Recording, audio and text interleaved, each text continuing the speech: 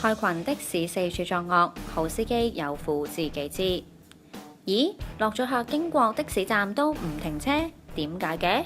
啲人都走晒啦喎，仲停喺斑馬線度等啲咩啊？哦，原來係吊泥鯭。澳門截到的士，星星都識坐大啲啊！家下講起的士，人人都起晒槓，俾啲害群之馬搞臭晒業界個朵。其實一班年老嘅的士司機都覺得好心痛，亦都深受其害。不過的士嘅亂象，我哋老一輩咧講都好唔睇唔過眼，亦都好心痛。搞到今日咁嘅情形咧，好大責任係政府造成。嗰個監管嘅機構擺咗交通事務局之後咧，仲比以前更衰啊！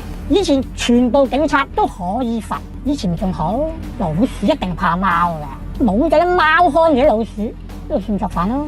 凌晨3點鐘揸嗰部車就去威尼斯西門嗰度，佢落咗個客，跟住就再過客，因為嗰班人入去搞事啊！咁當佢一駛出去咧，就好似黑社會圍攻住佢。你好等錢用啊！你乜啊咁樣啊！佢哋係鬧個客，一定要個客落車。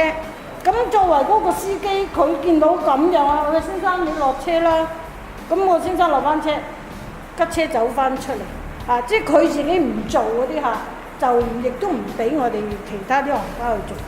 7、8年前，我哋已經發覺有啲咁嘅行為，你曾經都話要交嗰啲名單俾佢，但係佢反而話佢哋已經掌握晒，仲清楚過我哋。我話而家你話曳唔會嘅，第日會仲曳啲，因為你唔做嘢啊，會惹開晒，會成咗風氣咧，再搞就係難搞噶啦。咁奈何佢都係要等到呢1、2年先至醒覺開始做。咁樣就係比較起步比較難啲嘅，呢樣我哋都體諒警方嘅。業界話，除咗要懲罰同教育違規司機之外，亦都要多啲同旅客做宣傳，俾佢哋知道喺澳門搭的士係睇標收費，唔需要問價。澳門咧少咗啲魚嚟引啲貓咧，嗰啲貓自然就少魚揀啦，冇魚食啦。米城批圖嗰啲啦。澳日前線報導。